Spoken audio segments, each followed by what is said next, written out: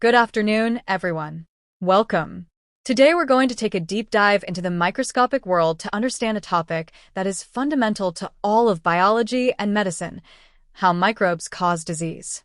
We'll move beyond simply naming pathogens and instead, we'll unravel the intricate, step-by-step strategies they employ to invade our bodies, cause harm, and spread to new hosts. Think of this lecture as a guide to the microbes' playbook, a detailed account of their strategic march through the human body. So, let's begin.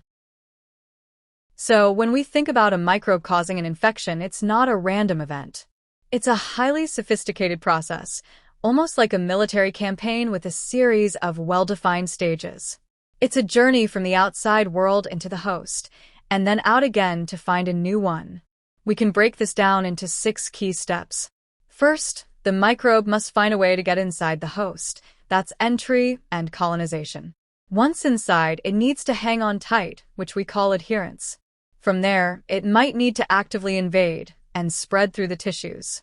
As it does this, it starts to cause tissue damage, which leads to the signs and symptoms of disease we are all familiar with. Of course, our immune system isn't just sitting by, so the microbe needs a way to escape our defenses, a process we call immune evasion. And finally, for the microbe to survive as a species, it must exit and transmit to a new host. We'll examine each of these stages in detail, complete with real-world examples. The very first challenge for any pathogen is to breach the host's defenses and establish a foothold. They do this by entering through a specific portal of entry. Our bodies are covered in protective barriers, but they aren't perfect. For example, our skin is an excellent barrier, but a simple break, like a cut, a surgical wound, or even a scratch, can be an open invitation. This is how bacteria like Staphylococcus aureus can get into the body and cause a skin infection. Now, much more common are the mucous membranes. These are the soft, moist linings of our bodies. Pathogens can be inhaled into the respiratory tract, like the influenza virus that travels in tiny droplets when someone coughs or sneezes. Or they can be ingested and colonize the GI tract, which is how foodborne illnesses from Salmonella or E. coli happen. Some pathogens use a much more direct route, like Neisseria gonorrhoeae, which is transmitted through sexual contact. And then there are pathogens that don't even need a natural opening. They are injected directly into the bloodstream by a vector. Think of the parasite that causes malaria, Plasmodium, which is injected by a mosquito. Colonization is the crucial first step where the microbe multiplies at the site of entry, preparing for the next stage. So, a microbe has successfully entered the body. But simply being inside isn't enough. The microbe is constantly at risk of being flushed out by various host defenses, things like mucus flow in the respiratory tract, the flow of urine, or the peristaltic contractions in the gut. To prevent this, the microbe must adhere to host cells. They do this using specialized molecules on their surface called adhesins. You can think of it like a lock and key mechanism, where the adhesin is the key that fits into a specific receptor on the host cell. A perfect example of this is E. coli, a common cause of urinary tract infections. It uses tiny hair-like structures called fimbriae, which act as adhesins to stick to the cells lining the urinary tract. Without them, it would simply be washed away. On the other hand, the influenza virus uses its famous hemagglutinin spikes to bind to receptors on the cells of our respiratory tract. Adherence can also be a more communal effort.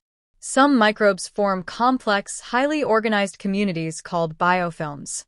These are essentially a slimy matrix of sugars and proteins that the microbes produce to protect themselves. A common example that you all are familiar with is dental plaque. The microbes in a biofilm are much more resistant to antibiotics and much harder for our immune system to clear.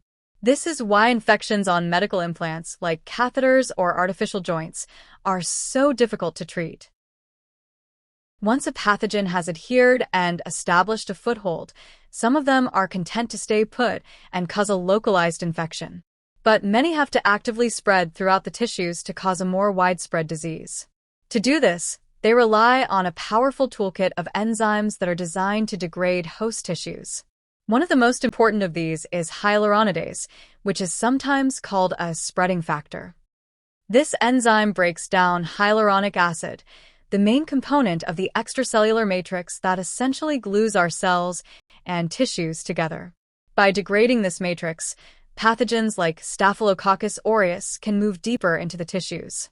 Similarly, other pathogens produce proteases to break down proteins, or collagenase to destroy collagen, the main structural protein in connective tissue. A dramatic example of this is Clostridium perfringens, the bacterium that causes gas gangrene. It produces a powerful collagenase that allows it to rapidly spread through muscle tissue, leading to widespread tissue destruction. So you see, the microbe isn't just a passive resident, it's an active aggressor, literally creating a pathway for itself to move through our bodies. This is where the real harm happens, and it's what we typically think of as the symptoms of disease. Pathogens cause damage in two primary ways: directly through toxins and indirectly through our own immune system. First, let's talk about toxins. These are poisonous substances produced by the microbe. There are two main types. Exotoxins are secreted by the microbe, and they are often incredibly potent and highly specific. For instance, Clostridium botulinum produces a neurotoxin that causes flaccid paralysis, while Vibrio cholerae produces an enterotoxin that causes the severe, watery diarrhea characteristic of cholera. These toxins are often what make these diseases so devastating. The second type are endotoxins. These are not secreted. Instead, they're a structural part of the outer membrane of gram-negative bacteria, specifically a molecule called lipopolysaccharide, or LPS. When these bacteria are killed and their cell walls break down, they release the LPS into the host system. This release triggers an overwhelming, chaotic inflammatory response. It's our body's reaction to the endotoxin that causes the symptoms of fever, a dangerous drop in blood pressure, and potentially septic shock.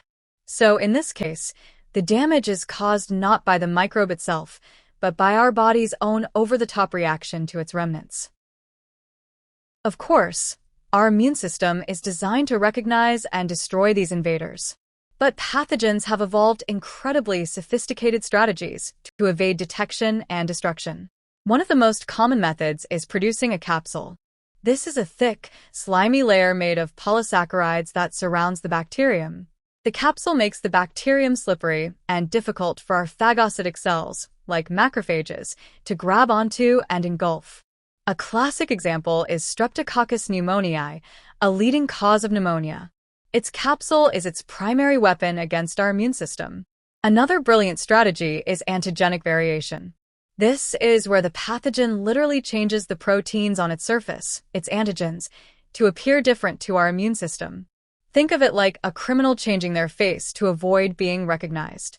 Our immune system begins to mount an antibody response to one version of the microbe, and then a new variant appears that is completely unrecognizable. This is the main reason why we need a new influenza vaccine every year. The virus's surface proteins constantly change. Neisseria gonorrhoeae does something similar, repeatedly changing its pili proteins, which is a major reason why our body can't build long-lasting immunity to it.